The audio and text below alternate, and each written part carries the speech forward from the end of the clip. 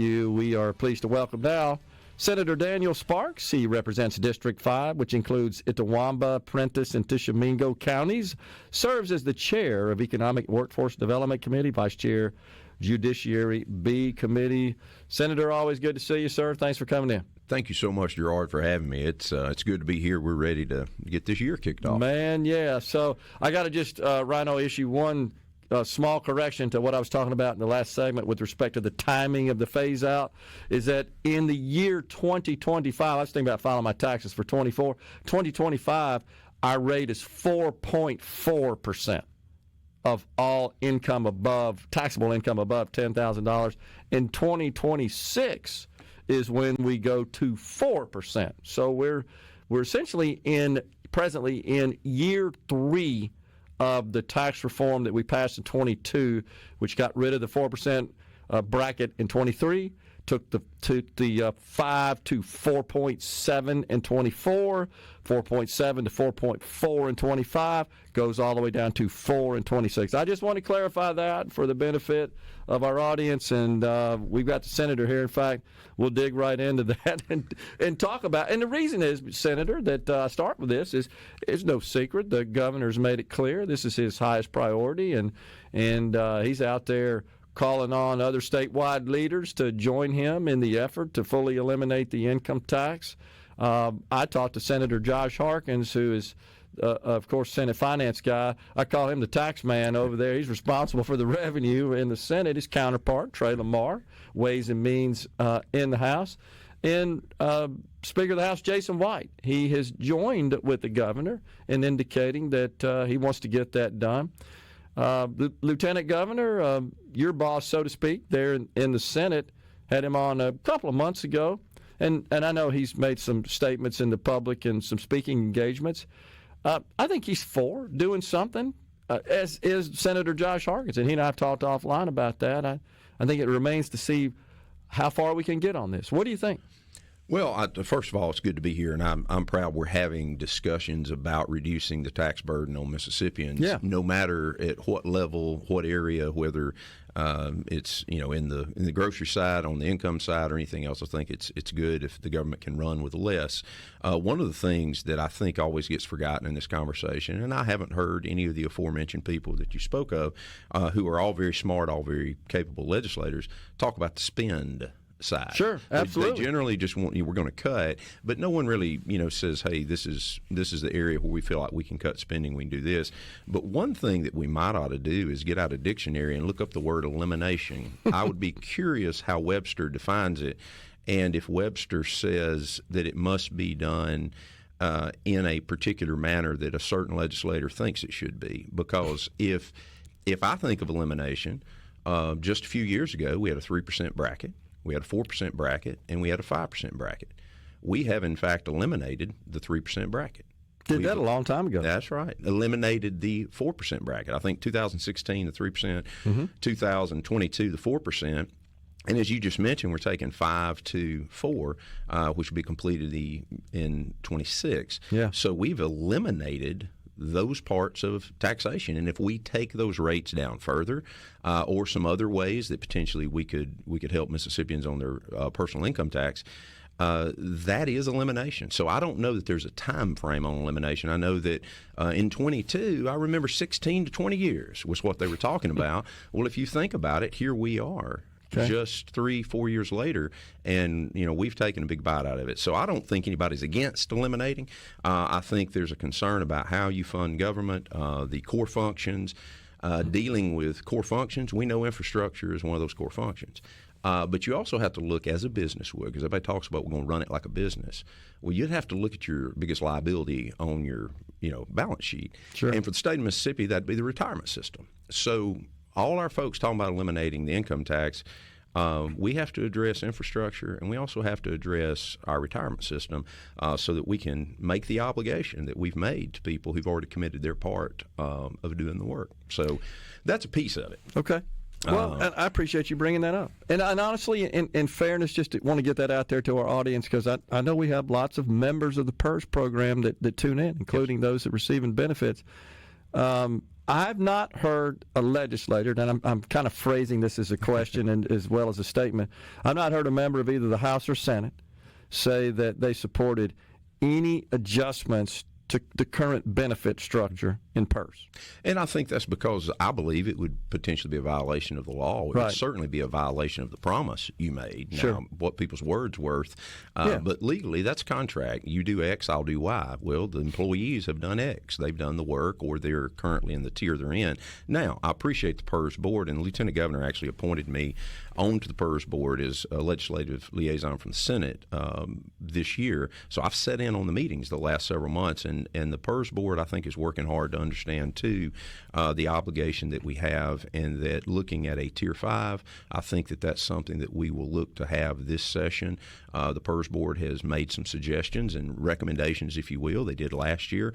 They came back this year and I think did some better things, talking about a hybrid plan with a defined benefit, defined contribution. So I think we need to get that piece first taken care of, get a pathway to take care of it, and then we continue to look at the income tax in the state of Mississippi. And I understand, and I was listening to you as I was driving over from the Capitol, the conversation about grocery or other tax.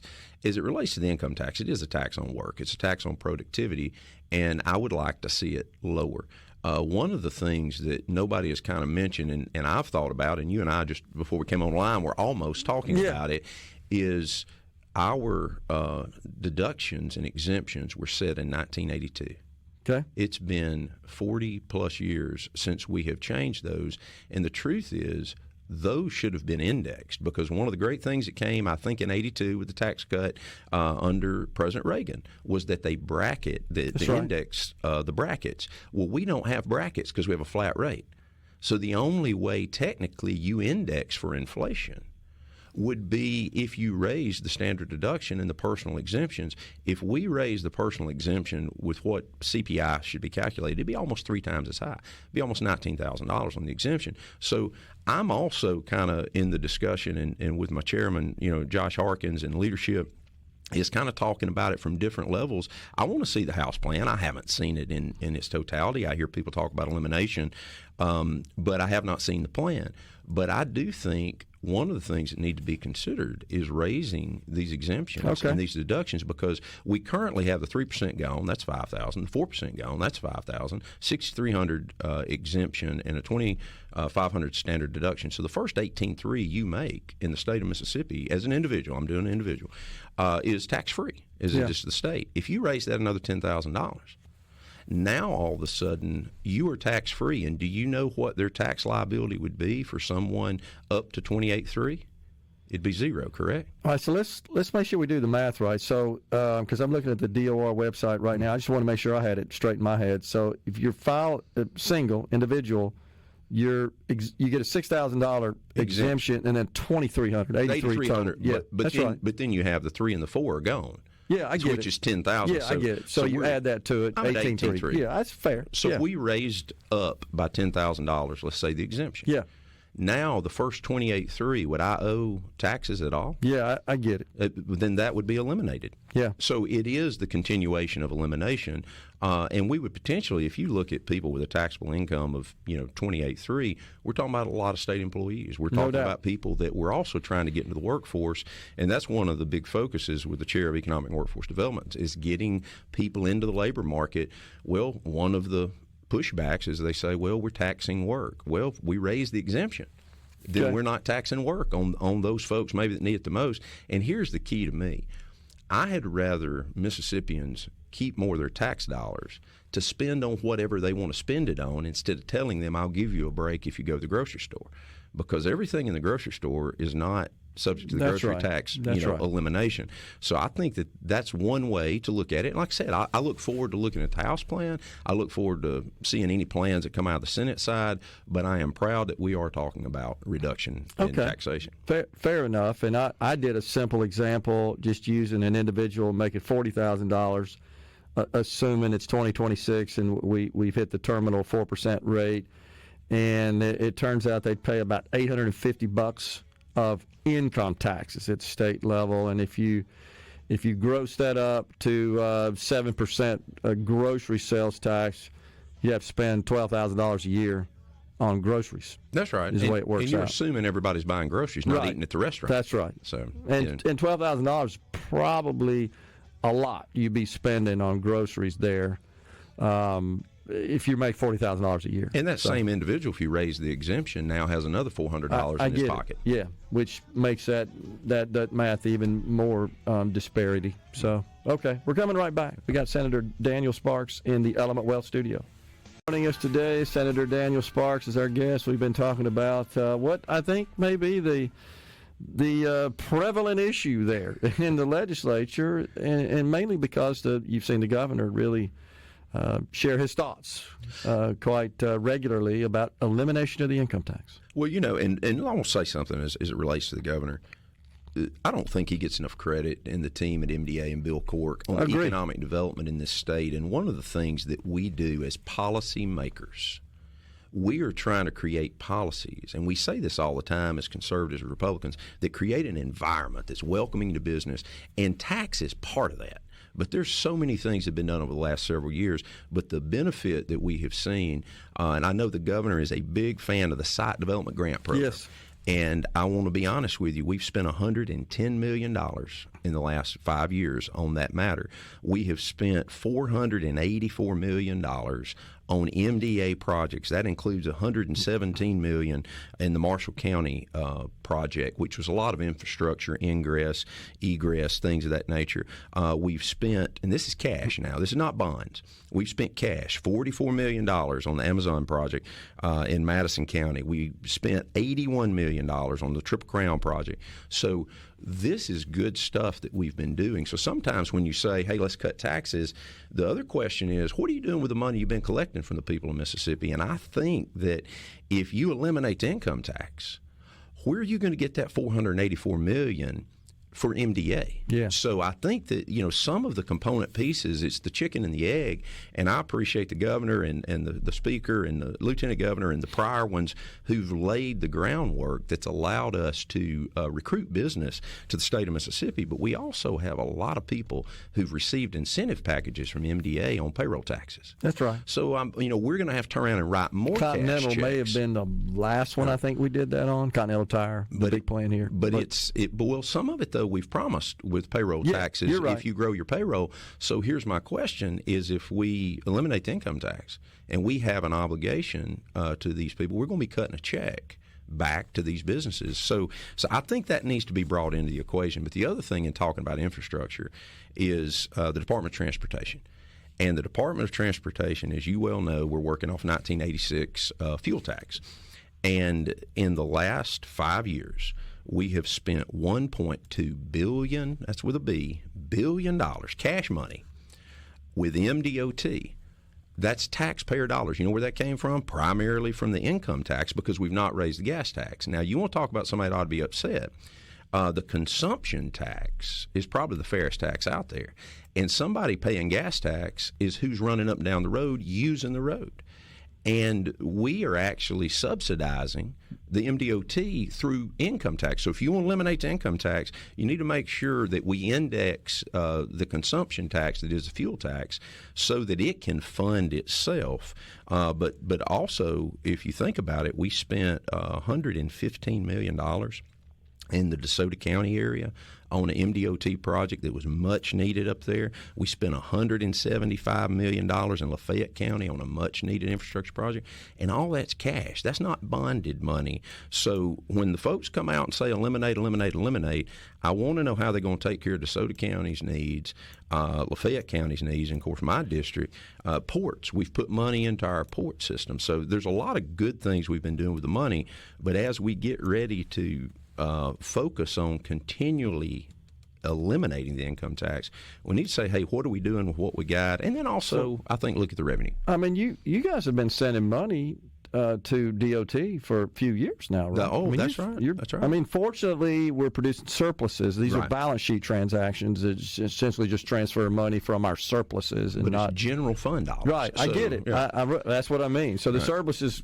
in the general fund are what we're using to send this money to DOT, and that's really because it's been difficult for them really to execute their mission. That's right. Without those funds. Well, if you think about it, if I had to build roads today with $1986, and $1 million probably give me 35 cents on the dollar or something. Yeah. The key is, and Brad White's doing a great job over there, and I think there were a lot of questions when I first came in the legislature, about how they were functioning. I think they're doing a good job, but my concern is if we're going to eliminate general revenue, which is what we're doing when we're eliminating the income tax, is where is that MDOT money going to come from? Are we just going to stop funding those projects? So I would love to see us not only index the standard, the exemptions and the deductions potentially to where we eliminate more people paying income tax, because I think that's a fair thing to do as an inflation-indexed issue.